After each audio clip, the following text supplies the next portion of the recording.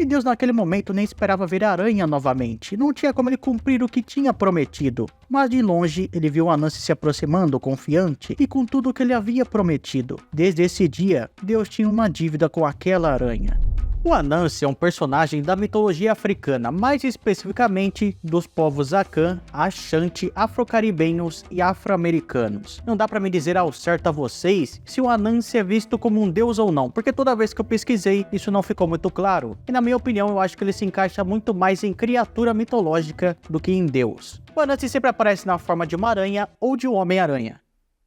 Mas ele também pode aparecer na forma de outros animais, como leopardo, serpente, ovelhas e vários outros tipos. E o fato mais interessante e mais legal sobre ele é que ele é um trickster, ou aportuguesando, um trapaceiro. Caso você não saiba o que seja um trickster ou um trapaceiro, normalmente é aquele personagem das histórias que é muito esperto e muito inteligente e consegue passar a perna nos outros. Eu digo ser porque não necessariamente um trickster é sempre um deus ou uma pessoa, pode ser uma criatura também, ou até mesmo um espírito. Mas por via de regra ele tenta sempre pregar alguma peça nos outros. E no final das histórias ele pode acabar se ferrando. Um exemplo bem comum de um trickster é o Loki da mitologia nórdica, que sempre acaba arrumando alguns problemas para os deuses. E para o brasileiro a gente tem também o Cebolinha.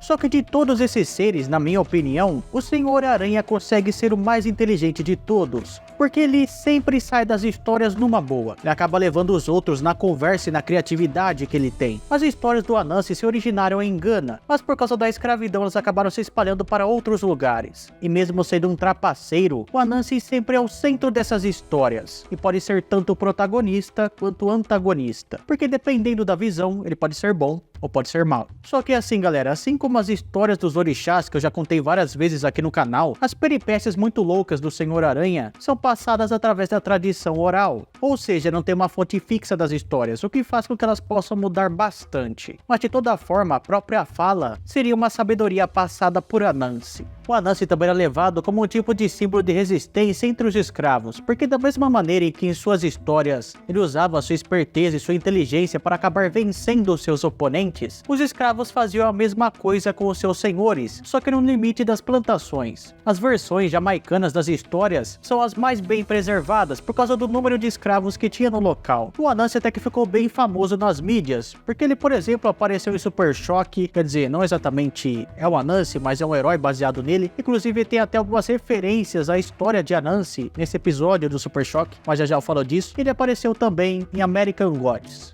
Agora vamos para... Caramba, virei um mosquito. Fui falar histórias e falei um mosquito. Quer dizer, sei lá o que eu falei agora. E agora vamos para as histórias.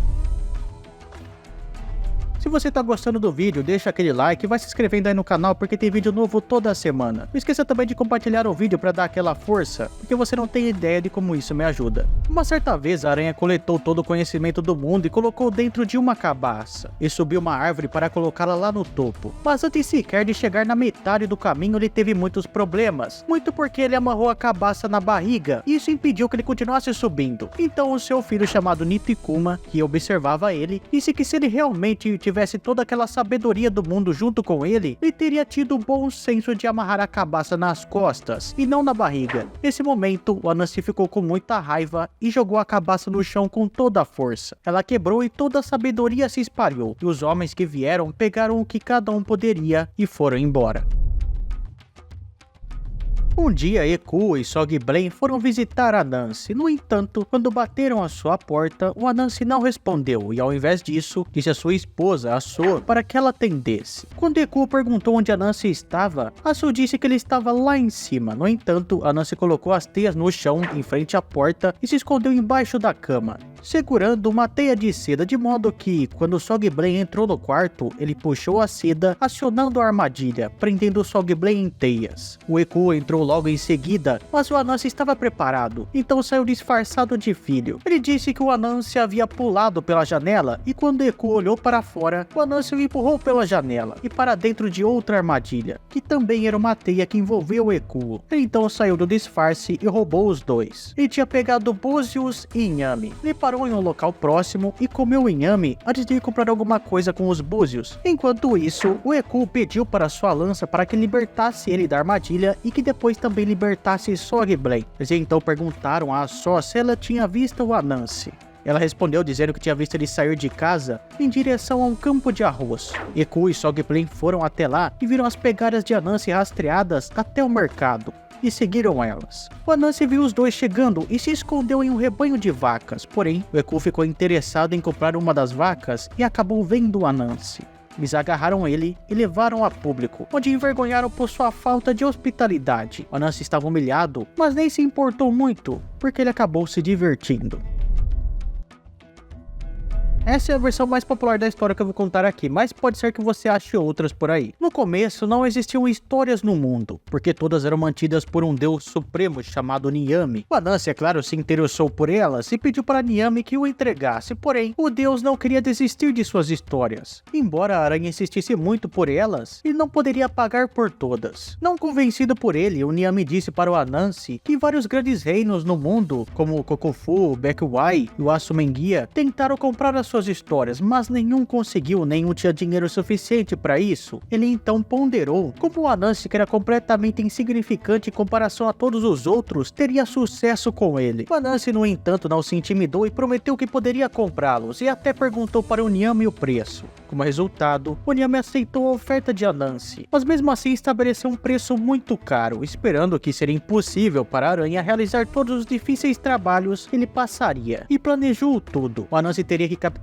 as 4 criaturas mais perigosas do mundo, que seriam a Python, o Nini, as vespas Bomborô, o leopardo, o Sepo e a fada Moatia. O destemido e inteligente Anansi prometeu trazer essas 4 criaturas para Niami e ainda por cima acrescentou a sua própria mãe, chamada Yanxia. O Niami aceitou a oferta e o aconselhou a começar o quanto antes, então Anansi começou a colocar os seus planos em ação. Primeiro, Anansi foi para casa e contou para toda a sua família o seu enorme plano, que incluía a sua própria mãe. Então ele perguntou para sua esposa, a Asu, o que ela achava sobre isso, porque ele pretendia também capturar o Omini, a Python, primeiramente que todos os outros. Asu disse para ele que ele poderia pegar um galho de uma palmeira e colher algumas trepadeiras. O Anansi foi lá, pegou e voltou com eles. Asu disse então para levá-los até o rio onde Omini morava e fingir que estava discutindo com ela para chamar a atenção de Python. Anansi gostou muito disso e resolveu seguir o plano. Conforme ia se aproximando da casa de Python, Anansi fingiu discutir com a sua esposa sobre qual seria o verdadeiro comprimento do corpo da cobra.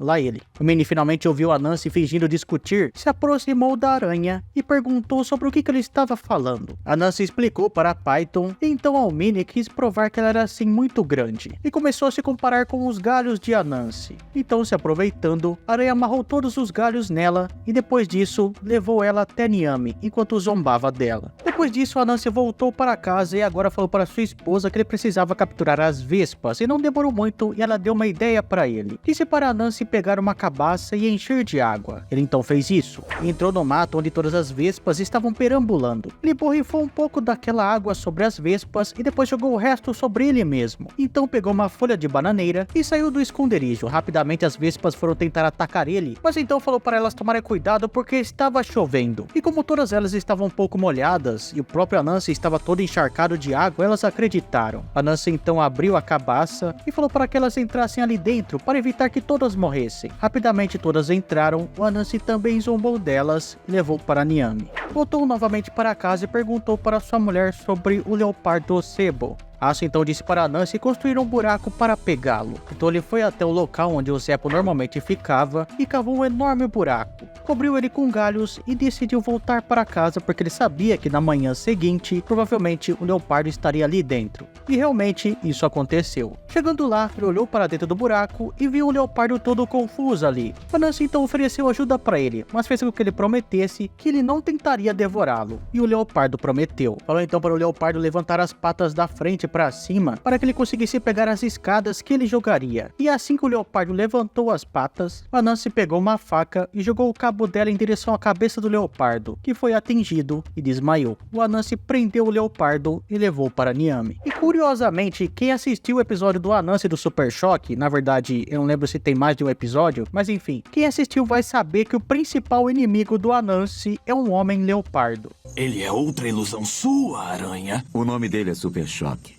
É americano. Você sabe como eles são modernos. Quando a aranha chegou na sua casa dessa vez, ele não pediu ajuda de sua esposa. E ele ainda precisava capturar a fada que ele tinha prometido para Niami. E depois de pensar um pouco, o Anansi então bolou um plano. Esculpiu uma boneca e em seguida ele recolheu bastante seiva de uma árvore de eucalipto e cobriu a boneca com ela, até ficar extremamente pegajosa. Então bateu um pouco de eto, que seria um purê de inhame, puretado pela sua esposa, e cobriu a mão da boneca com ele. A aranha então pegou uma bacia e colocou mais inhame ali dentro. E depois pegou um pouco da sua seda e amarrou um barbante na cintura da boneca para que ele pudesse manipulá-la. E depois partiu para a Terra das Fadas. Chegando nesse novo mundo, ele se escondeu e colocou a boneca e o purê em cima de uma rocha. E ficou somente com a seda em suas mãos. Não demorou muito e a fada acabou vendo o inhame e achando que a boneca fosse alguém real, ela perguntou se poderia pegar um pouco. O Anansi então nesse momento puxou a seda e fez com que a boneca levantasse um pouco as mãos, meio que mostrando que ela daria permissão. A fada pegou um pouco do inhame para ela e depois mais um pouco para levar para suas irmãs. Como todas as fadas gostaram bastante daquela comida, elas pediram para sua irmã que tinha trazido o inhame que agradecesse a pessoa que tinha oferecido para ela. A fada então voltou até a boneca e agradeceu. Mas como dessa vez o Anansi não mexeu a boneca, ficou a impressão de que ela não tinha aceitado o agradecimento. A fada então ficou com raiva e deu um tapa na boneca, mas a sua mão ficou presa. Ela tentou dar um tapa com a outra mão e também ficou presa. No fim, ela já estava grudada na boneca como se fosse um chiclete. Então o Anansi apareceu, zombou da fada e levou ela embora. Mas ainda precisava de mais uma coisa. Chegando na sua casa novamente, ele avisou a sua mãe que precisava dela para cumprir a promessa. E por incrível que pareça, a mãe dele aceitou tranquilamente. Então todos caminharam juntos até o local do Deus Supremo. O Niami aceitou os dois presentes e ficou profundamente impressionado com o sucesso da aranha. E organizou até uma reunião em seu reino. O Deus Céu convocou todos os seus anciãos, os chefes Kontiri e Akiwan, o general Adonten, o Gyasi, o Oiko, o Ankobeia e finalmente o Kingdom, que liderou toda a sua retaguarda. O Niami então contou para eles sobre a tarefa que ele tinha dado para a aranha e que ele realizou todas tranquilamente. Então ele poderia pegar as suas histórias. O Niami finalmente reconheceu os talentos de Anansi e disse à aranha que ele agora poderia ter as bênçãos de um deus do céu. Mas aqueles que estavam do lado do deus do céu começaram a reclamar, falando que se o deus realmente desse essas histórias para aquela aranha, as histórias não seriam mais dele, mas sim de Anansi, que poderia contar da maneira que quisesse. Mas promessa é promessa, e agora as histórias de Niami eram as histórias de Anansi, o que fez com que de certa forma o Anansi acabasse se tornando o deus da criação, até porque realmente em umas versões das histórias, o Anansi acaba sendo o criador de tudo. Uma certa vez Anansi chegou para Deus, e aqui nessa história esse Deus não tem nome, pelo menos aonde eu vi, e disse para ele que transformaria uma espiga em 100 servos. O Deus riu de Anansi, dizendo que ele não tinha poderes mágicos para isso. Então Anansi disse que provaria sim que ele conseguiria fazer isso, e pediu uma espiga emprestada. O Deus deu essa espiga para Anansi, e a aranha disse que em breve voltaria. Então ele foi até uma aldeia e convenceu todos de que aquela espiga era sagrada, e durante a noite ele deu a espiga para as galinhas e voltou a dormir. Na manhã seguinte ele começa a gritar falando que tinham roubado a sua espiga, e a população então, que ficou muito preocupada, deu para ele várias outras espigas. Então a aranha foi até a estrada e trocou os milhos por um frango e foi até uma outra aldeia. Lá ele disse que esse frango era sagrado e durante a noite ele mesmo matou esse frango, para depois acusar toda a população disso. E a população, que novamente ficou assustada, deu para ele, como compensação, 10 ovelhas. Ele trocou essas ovelhas por um cadáver, levou ele até um local e deixou o corpo ali, falando que aquele lá, na verdade, era o filho de Deus dormindo. E depois, como ele nunca acordava, ele acusou alguém de ter matado o filho de Deus. Desesperado, o líder local da aldeia deu para Anansi 100 dos seus melhores jovens. E então, o Anansi foi até Deus. E Deus naquele momento nem esperava ver a aranha novamente, não tinha como ele cumprir o que tinha prometido, mas de longe ele viu Anansi se aproximando confiante e com tudo o que ele havia prometido. Desde esse dia, Deus tinha uma dívida com aquela aranha. Eu sei que vai ter gente se perguntando aí se o Anansi teria inspirado o Homem-Aranha de certa forma, no caso o Homem-Aranha da Marvel. Eu não sei dizer ao certo a vocês se ele inspirou alguma coisa, porém, enquanto eu estava pesquisando sobre o Anansi, eu acabei dando de cara com um personagem da Marvel com esse nome. Assim, eu não entendo tanto de HQ, então vou falar apenas o que eu li, certo? Se eu falar alguma coisa coisa errada, alguém pode me corrigir aí nos comentários. Na Marvel, o Anansi faz parte dos Voodoo, que é uma raça extradimensional que são adorados na África como deuses. Ele teria sido o primeiro Homem-Aranha que acabou usando seus poderes e viu tudo que tinha para ver na África. Se você assistiu o vídeo até aqui, deixa o like para saber que você gostou. Não esqueça também de se inscrever no canal e de comentar alguma coisa aí. E se você quer mais vídeos sobre mitologia africana, tem uma playlist inteira aqui no canal.